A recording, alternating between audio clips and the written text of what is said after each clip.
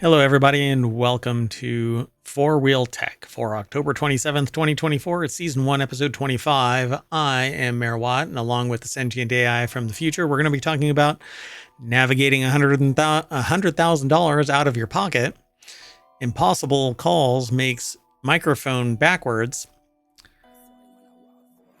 A North Korean spy worked at Fisker. Classic car EVs, and breaking into the car salesperson field. And if you translate that number 2 backwards, it says what it's supposed to really be titled, which is backwards microphone makes calls impossible. That and more.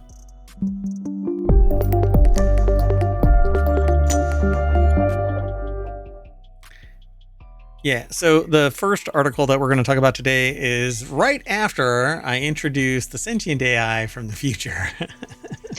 Good evening, hometown citizens. Welcome to Technology Today, and good save, Mayor Watt. Yep. No. Oh, no. Sorry. Oh, sorry. That was really loud for everybody out there. Sorry. You're going to see a visitor walk behind me at some point, and it's going to seem like there's a space cat. Yeah, I have the mayoral mansion studio door open, and a little I just saw her tail walk by. All right, well, anyway, let's get into this. First article is over in Four Wheel Tech. The Lincoln Navigator is now a $100,000 SUV. Lincoln dropped pricing for the new 2025 Navigator this week. They dropped the price.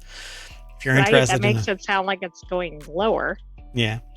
If you're interested in a full-size luxury SUV, be prepared for a bit of sticker shock, including a $2,000 destination charge. The 25 Navigator starts at $102,000.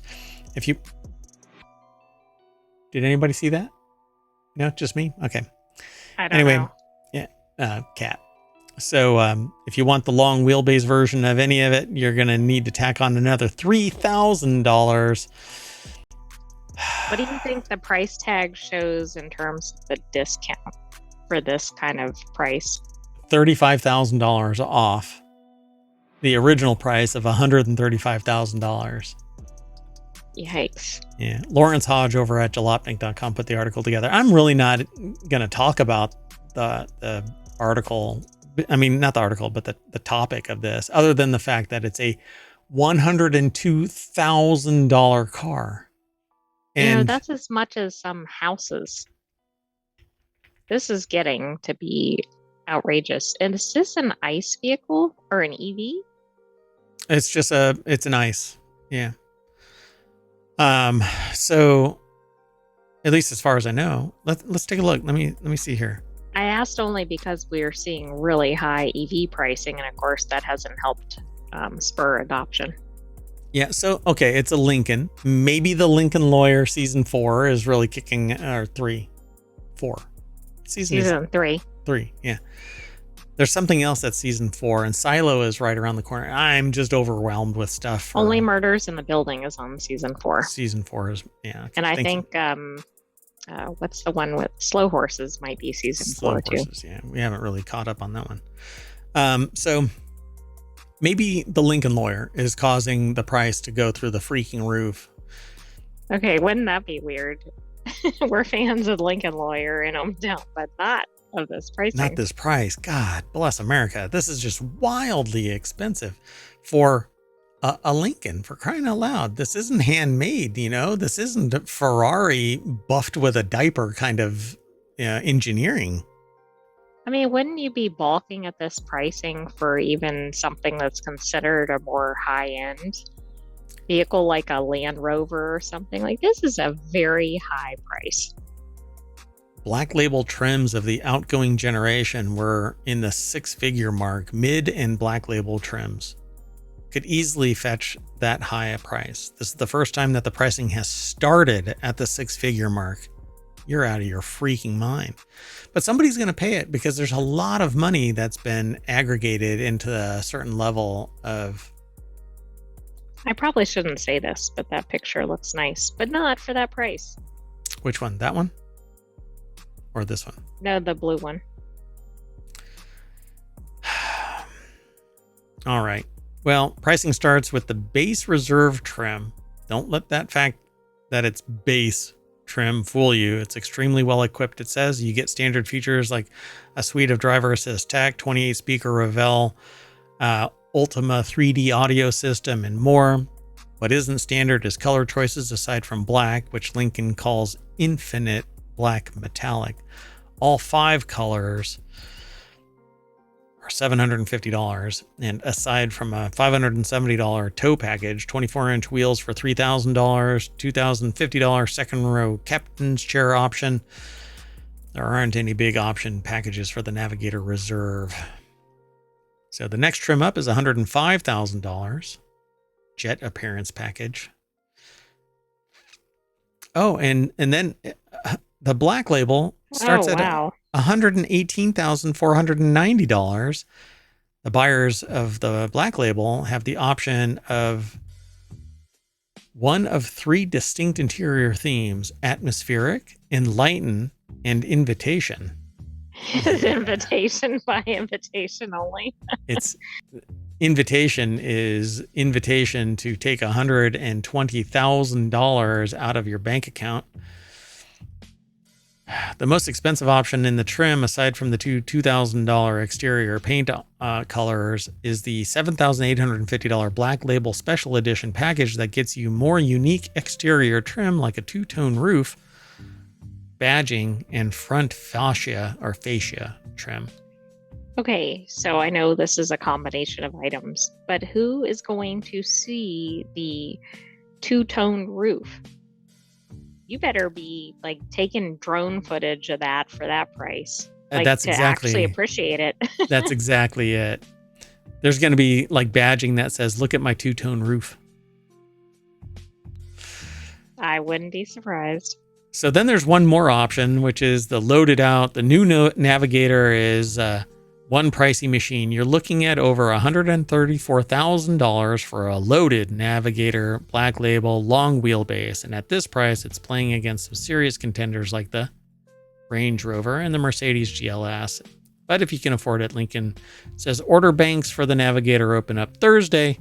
So shake your couches, babies. I don't think most people are going to have 130-something thousand in coins in their sofas. Who doesn't? Come on. Moving on. Next article's over in Four-Wheel Tech. Chevy installed phone microphone backwards on some Blazer EVs, making calls nearly impossible. Hence the reason why I titled this section, Impossible Calls Makes Microphone Backwards. This is good. I like this.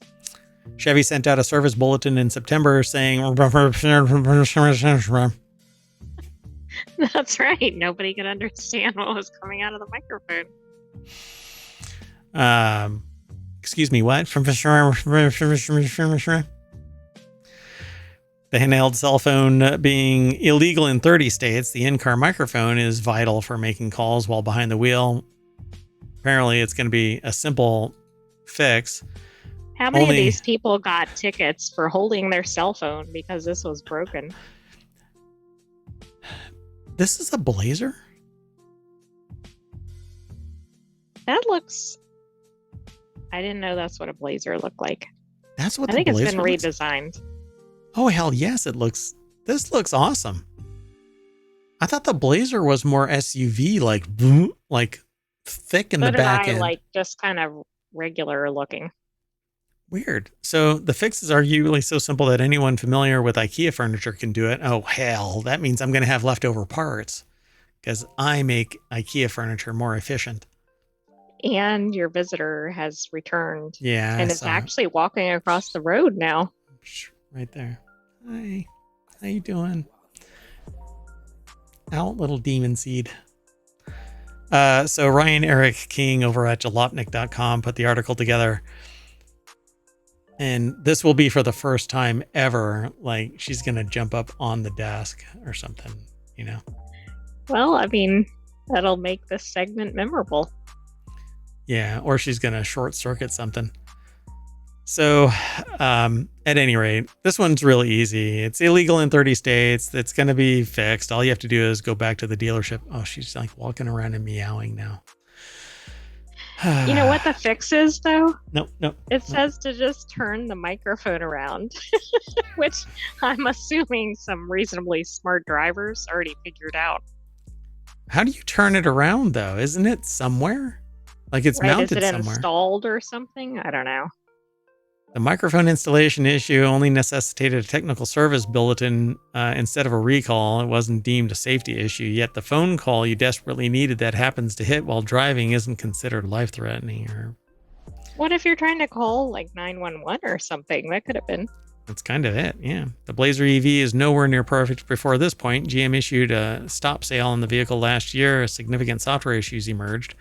The electric vehicle returned to market with issues fixed and over $6,000 slashed off the retail price. I don't know. I'd like a high... I want an EV that is gas powered that charges up a battery. You mean like a hybrid? Yeah. See, but there's different types. There's gas hybrids, and then there's electric hybrids where you start off with an electric motor. It has a really small battery and it converts over to gas. And what I really want is just one that charges up the batteries and then I can drive forever, just keep it gassed. What I don't want to do is sit around for 6 to 8 hours waiting for my battery to hit 100%. And it never does. That much time in their schedule. Everybody is independently wealthy and can just sit around at a damn charging station, right? Anyway, this is the funniest article that I've seen that is like innocuous. It's not that big of a deal and nobody's going to die. Well, hopefully nobody. I don't know. Give somebody a moment. Let's keep moving. This next article is over on 4Wheel Tech. North Korean spy worked at Fisker for nearly a year, got zero information. Oh, I was actually thinking maybe this person is responsible for everything. Everything. Wouldn't that be funny? So I keep on adding different things in my head every time I read this title. North Korean spy worked at Fisker, learned how to do bankruptcies. North Korean spy worked at Fisker, learned how to not pay any of its contractors. North Korean spy worked at Fisker, learned how to collapse a business that collapsed previously. I don't know. During Fisker's short time as a functional car company, it couldn't really help but do weird shit. Now, as it turns out, the dead automaker accidentally employed a North Korean spy on its technology team. No, I'm not joking. Neither am I. I'm just reporting what they're saying. This takes talent, right? There aren't a lot of North Koreans in the U.S., I don't believe. Well, it's not like they came out and said, hey, I'm a North Korean spy. I know, but my point is, like, what are the chances that this would have happened? They did a background check, and they're like, hey, it says here you're from North Korea. Are you really from North Korea? No. Oh, okay. You're hired. Andy Kolmowitz over at jalopnik.com put the article together. Fisker is apparently not the only automaker that accidentally hired a spy from the DPRK. Really? That's interesting. Really? I guess. I don't know. Fisker hired a remote IT employee named Kao Tao? Or Quo Tao? I think. I don't know. The employee listed his home address as one in Arizona. Nothing screamed subterfuge to Fisker. After all, not out of the ordinary for a global company to contract or hire a remote worker. Yeah, not a big deal. Once hired, the companies shipped a laptop to Chapman, Arizona residents addressed to the fake identity. Chapman would allegedly arrange to set up the laptops in the homegrown laptop farm so that they could be used by the North Korean threat actors who access the computers remotely from Russia and China.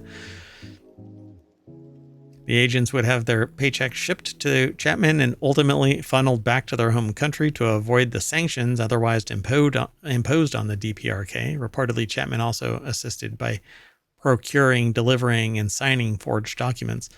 So there was a person, Christina Chapman, who was the proxy getting compensated by the North Korean actors. So, this is very elaborate. Yeah, what's going to happen to that person? This person is guilty of treason. So The FBI and other U.S. government agencies became aware of the orchestrated scam. They began issuing advisories and guidance on the ongoing threat to help safeguard other companies from the public. When it became aware that Fisker was a victim, a local field office agent reached out to warn the automaker. That's when Fisker dug into the employee and subsequently terminated his employment in September 2023.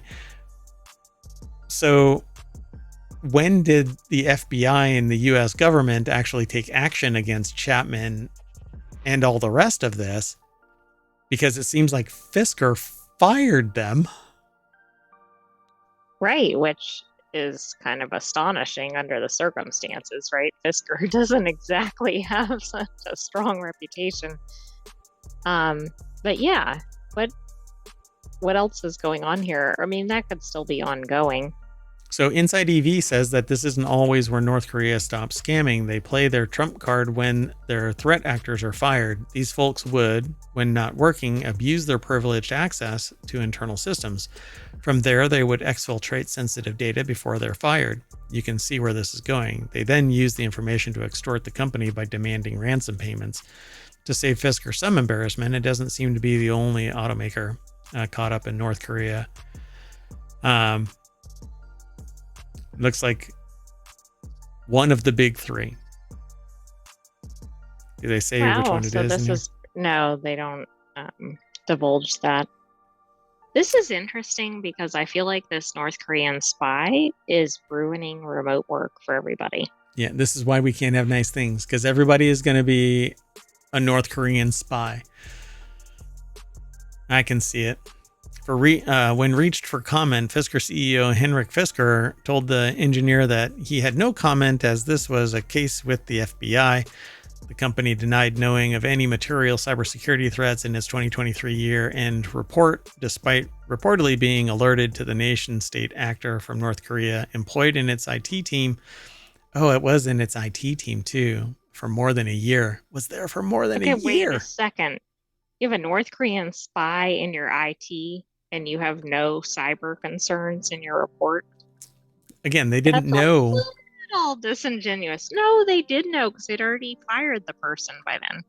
Well, yeah, I mean... Well, actually, we don't know because depending on when their year ended, etc. Yeah, they didn't know of any material cybersecurity threats in its 2023 year-end report. Even though it had been told, they didn't disclose that the person was just sitting there. Maybe the person was just sitting there and couldn't figure out how to reboot. Well, I mean, maybe their software thwarted the spy. There you go. Except that they were in the IT team, so they would have been an internal threat. I know, I was playing off of some of the software concerns with the car. Maybe it's powered by Fujitsu. Let's move on. The next article is over in Late Night Geeks. This new startup is building classic style cars with a modern EV twist. When UK custom electric car creator RBW showed off its Roadster and GT models at Monterey Car Week this week, the vehicle stunned a lot of attendees. CEO Peter Swain recently told TechCrunch, quote, "We had 4 wows where people would go, wow, that's beautiful. Wow, look at the interior. Wow. Is it really brand new?" That's only 3 wows. Wait. Maybe the 4th wow is on the other side of this. Sean O'Kane over at TechCrunch.com put the article together. Wow, is that all it costs? So that might seem like a strange reaction to cars that start at $139,000, but Swain contends the price tag is competitive compared to many EV conversions that are happening around the world. And since his company is building these new from the ground up, he thinks it's a bargain compared to other custom builds. "We're not extortionate," says the extortionist. We investigated ourselves and found ourselves guilty of no wrongdoing, so enjoy the bill for $139. Again, I'm not sitting there saying don't go, cannot believe it, it's not worth your money or whatever. It's worth your money if it's worth your money. I would love a conversion. Though, I think so. That's why I don't think this is outrageous, but it is outrageous if this was like mass market. Yeah, I mean, and if they're changing the chassis and it's building a high quality battery pack and all of that kind of stuff, it's probably using Tesla battery sleds though. So it says, while Spirit is based in the UK and will operate there, the group was also incorporating in the US and plans to open a factory in Danville, Virginia by February 2025. The effort, along with RBW, has received $18 million in total funding, with $10 million coming from Maison Capital Partners. So if you look at an auto restoration shop that does a dozen cars per year and they're buying like a single part in the aftermarket for every build they do, our costs are going to be way lower than that because we're buying hundreds of components. No, they're going to be buying, I mean, it's still going to be a lot of money. It's just per part, it's going to be lower. Right, and they're not necessarily doing a gazillion of the same make and model. I don't understand some of the conversation. Are these like replicas? I thought they were actually converting existing like classic cars, but maybe I misunderstood that. They say here, beyond cost, Morris said a key difference between Spirit's approach and classic conversions is that the latter still require a lot of care and upkeep. Building a classic car style from the ground up theoretically means an owner won't have to worry much about maintenance, which in turn expands the market of potential buyers. So are they taking, I don't quite get it. Are they taking brand new cars and converting it into electric? We're in a new car market, which we've created. It's pretty simple, brand new classic EV cars. So I think these are brand new EVs that are made to look like classic cars, but that's not what I thought it was initially. Well, either it's a classic car body and they've removed it from the chassis, broken it back down to the metal componentry and repainted it, reconditioned it, and are putting it back right into the exact same shape, which means that they've got, go ahead. Remember one of the wow questions. Wow, is it really brand new? It's weird, right? Because they don't, am I missing this? The idea is to take all the things they've learned in creating the RBW cars over the last few years and make the expertise available to other companies that want to build new custom electric cars with classic styling. Dedicated sports or classic car builders who want to develop an EV can tap Spirit, but that's not what they're talking about. They're talking about building brand new, but classic cars. I don't know. I'm not sure, but we'll have to keep an eye on this. I'm sure we'll see more about it. We'll keep an eye on it. Okay, let's go. Our last article for today is over in 4 Wheel Tech. A Kentucky man breaks into a car dealership to cosplay as a salesperson. As one does. Yeah, that's as one does. So typically when we hear stories about people breaking into car dealerships, their goal is to steal a car and take off with them. Strange break-in case in Kentucky is a situation we've never heard of before. This is over at Jalopnik as well. A man broke into a dealership, and rather than steal any of the cars, he decided to try and sell one of them. I wonder if he got a good commission on it. Yeah, put me in, coach. Let me see. I need to do something here.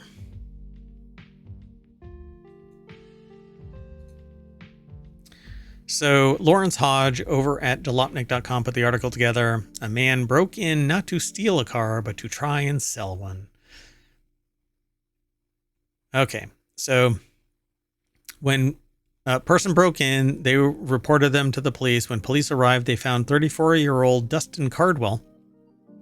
Upon being questioned, Cardwell told police that he knew that he was the new owner of the dealership and that he had just purchased it an hour ago. That was a lie, of course. When the actual owner of the dealership arrived, he checked the security cameras and saw that it appeared that Cardwell was getting ready to work. The actual owner then showed up and found his building's back window open. Security cameras had captured a video of Cardwell taking keys and stacks of paperwork from inside before getting into a 2017 GMC Sierra, the report said. But instead of taking off in the pickup, Cardwell told the officers he drove it to a nearby gas station and back. Bowling Green Daily News says Cardwell was apparently going to sell the truck to a couple, though there were no details on who the couple was or how he convinced them to buy the truck. Cardwell was later arrested and charged with burglary, first-degree criminal mischief, no operator's license, and a reckless driving charge. Wow, they really threw the book at him. Yeah, this is really strange. I'm not sure, other than the broken window, what he really did to harm anything. Well, the window was open. It wasn't broken. Did it say somewhere? I'm sorry. No, I implied that it was broken. Oh, okay. So surveillance footage from the dealership shows him backing into a Dodge Dart on the lot before driving off to a gas station. Oh, so he damaged a car. Otherwise, this guy is almost no harm, no foul, you know? Well, in fact, he might have organized some stuff in the office or something. It sounds like he was like gassing up the cars. Yeah. Well, thank you. He was just looking for a job. Come on. He's got an entrepreneurial spirit. He's willing to commit fraud to get a job. I mean, maybe well, yeah, now when you put it that way, I was going to say maybe the judge will say, dealership, would you like to employ this person? Yeah. Are you looking for an intern? Satisfy it? Real go-to attitude. Yeah. He's really driven. Man. That's dedication, though. You know? Was he in a suit? Well, now he's in an orange jumpsuit. Oh, that's right. Too soon, I'm sure. All right. Yeah, sorry. Well, that's it, though. I mean, we're done. We've done all of the articles. This is too short. All right, folks. Well, I'm going to jump into this car and smash the gas, run over a Dodge Dart, and land us back in the front page of, well, not four-wheel tech. Dear gosh. Where did it? There it is. I don't know. Anyway. So, I am Mayor Watt. There's Four Wheel Tech. The sentient AI is going to sing us off. Good night, hometown citizens. We'll see you next week for another Four Wheel Tech, but stay tuned for tomorrow for non sequitur news. And I'm going to move everything over as much as I can, and then I'm going to do a replay. So if you want to see the week's non sequitur and all of the shows in replay, stay tuned. See you soon. Bye-bye.